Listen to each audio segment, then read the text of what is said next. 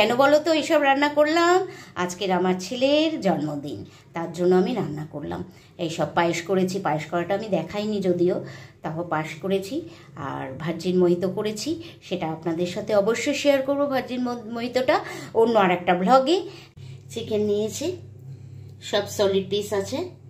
চিকেনটাকে আমি পুরো মিক্সিতে গ্রাইন্ডারে গ্রাইন্ড করে ফিরে এসেছি।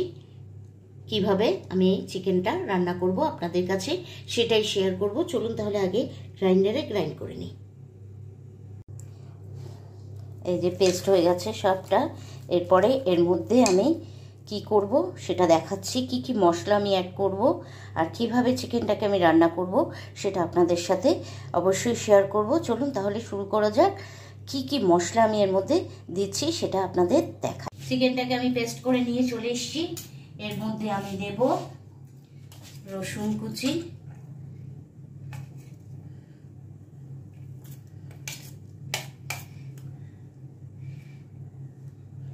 এক চামচের বেশি, এই যে টেবিল টিস্পুনের,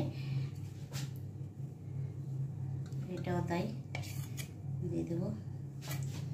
এরপর দেব একটা গোটা পেঁয়াজ কুচিয়ে নিয়েছি, একদম মিহি করে কুচিয়েছি এটা।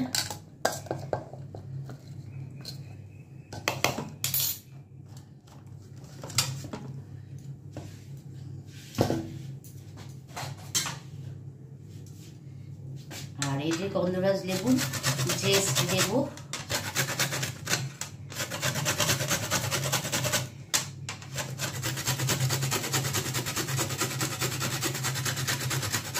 বেশি পরিমাণেই দেবেন একটু জেস্টটা।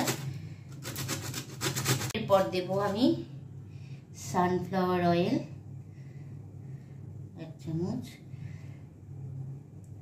2 3 4, ব্যাস আর দেব না তেল। এরপর দেব নুনটাও আমি রক সল্টই দেবো, যেহেতু এখন রক সল্ট আমি ব্যবহার করছি, মানে সন্দক লবণ। এই নুনের পরিমাণটা একটু বোঝা মুশকিল, করতে করতে ঠিক বুঝে যাবেন। এরপরে এটাকে আমি মেখে নেব ভালো করে। আর গোলমরিচের গুঁড়ো দেবো একটু,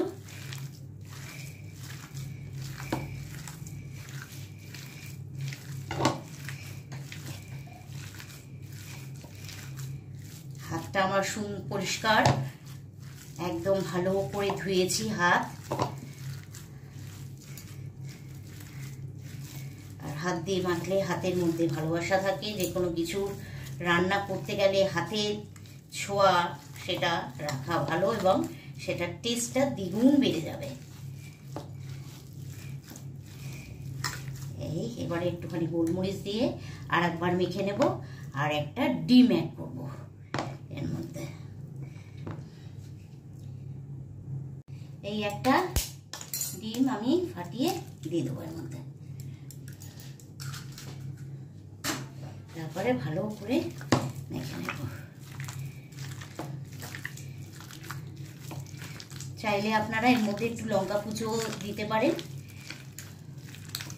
লঙ্কা কুচি দিতে পারেন চাইলে, আমি দেব না। এর মধ্যে দেব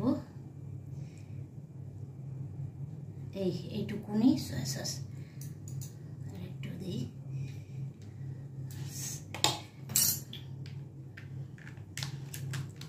আর দেব গন্ধরাজ লেবুর রস।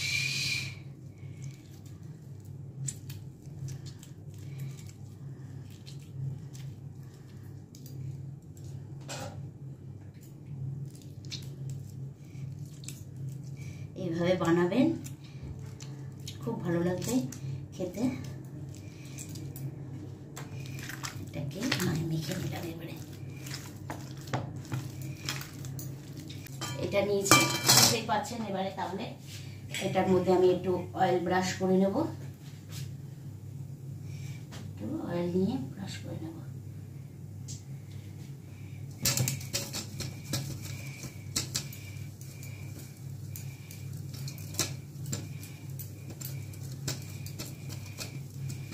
ব্রাশ ব্রাশ করে নিয়েছি। তারপর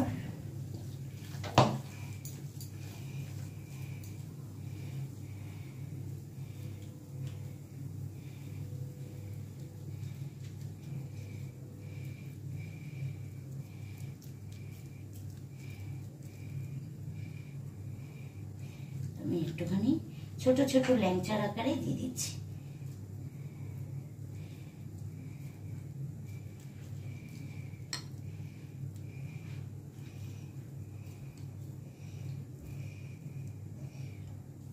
এই যে ভাপে বসিয়ে দিয়েছি এটাকে। এবারে আমি এটা ঢাকনাটা দিয়ে দেবো ভাপ 10 থেকে 15 মিনিট। 15 মিনিট ভাপ দেবো আমি, এটাকে দিলেই হয়ে যাবে। এই হয়ে গেছে, আমি ঠিক 7 মিনিট হয়েছে, এটা বেশিক্ষণ রাখিনি, সিদ্ধ হয়ে গেছে কিন্তু মাংসটা, মানে এই বলগুলি আমি তুলে নেব। এটা ঠিক এই চামচের, মানে টি টেবিল স্পুনের থেকে একটু বড় চামচটা, তার 3 চামচ সানড্রপ তেল দিলাম। তেলটা গরম হয়ে গেছে, এর মধ্যে আমি দিয়ে দেব রসুন কুচি,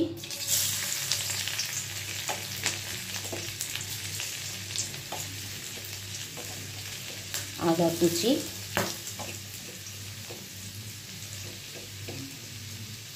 লঙ্কা, কাঁচা লঙ্কা কুচনো,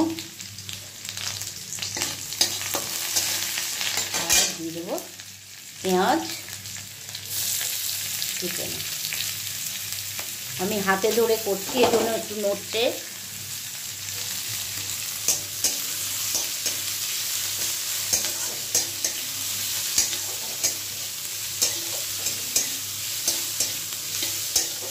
এরপর এই ক্যাপসিকামগুলো আমি দিয়ে দেবো।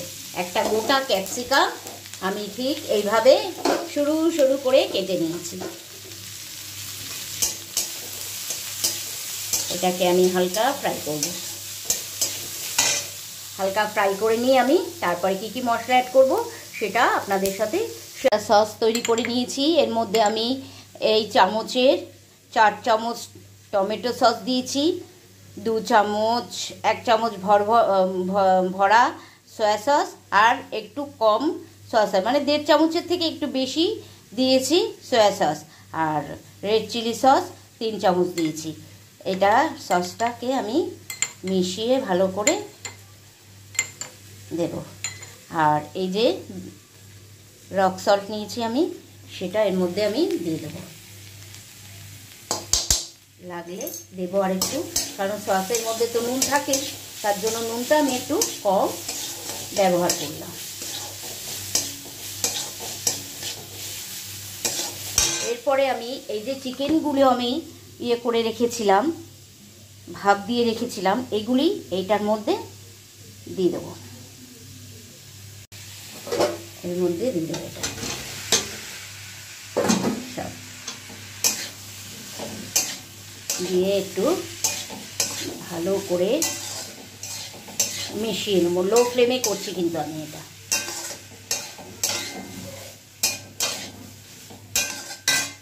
মিনিট এই মশলাগুলোর সাথে করে নিয়েছি। এরপর আমি এটা এর মধ্যে মিশিয়ে দেব, এই সসটা দিয়ে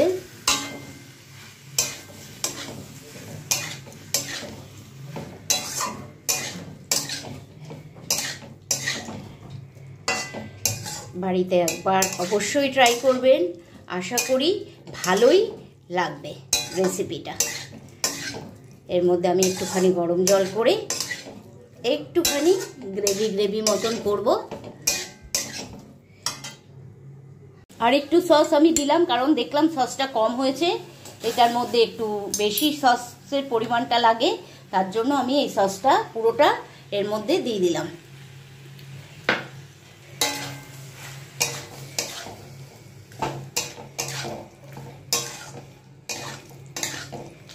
সসের ভাগটা একটু বেশি লাগে। আমি রেড চিলি সস আর টমেটো সস দিয়ে দিয়েছি পুরোটা। এরপর আমি একটুখানি গরম জল দেব এর মধ্যে। দেখো এরকম আমি একটু জল, গরম জল দিয়েছি, আর এই যে গরম জলের মধ্যে কর্নস্টার্চ নিয়ে নিয়েছি, কর্নফ্লাওয়ার বা কর্নস্টার্চ যাই থাক সেটাকে গুলে এর মধ্যে দিয়ে দেবে। এই জলটা গরম জলের মধ্যে গুলে নিয়েছি আমি।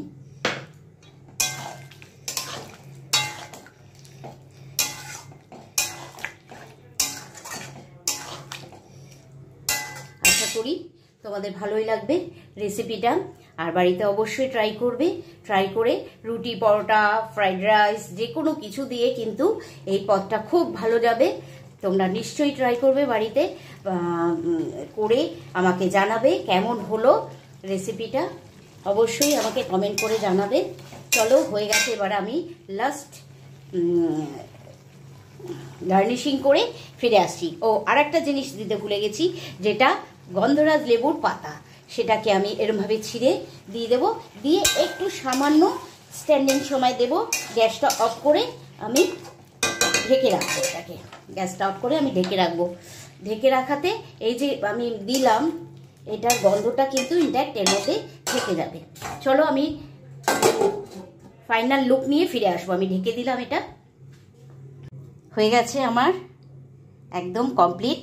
দেখুন কতটা সুন্দর হয়েছে দেখতে, দেখতেও যেমন সুন্দর হয়েছে, খেতেও কিন্তু খুব ভালো হবে। বাড়িতে অবশ্যই একবার ট্রাই করে দেখবেন কেমন হলো খেয়ে, আর আমাকে কমেন্ট করে জানাতে কিন্তু ভুলবেন না বন্ধুরা। আর বাবিনের রান্নাঘর চ্যানেলটির পাশে অবশ্যই থাকবেন, পাশে থাকা বেল আইকনটি প্রেস করে দেবেন, সময় মতো নোটিফিকেশন আপনাদের কাছে চলে যাবে। সাবধানে থাকবেন আর ভালো থাকবেন, সুস্থ থাকবেন। আজকের মতন এখানেই আমি শেষ করছি, পরে আবার কোনো ব্লগ নিয়ে আপনাদের কাছে চলে আসবো। টাটা।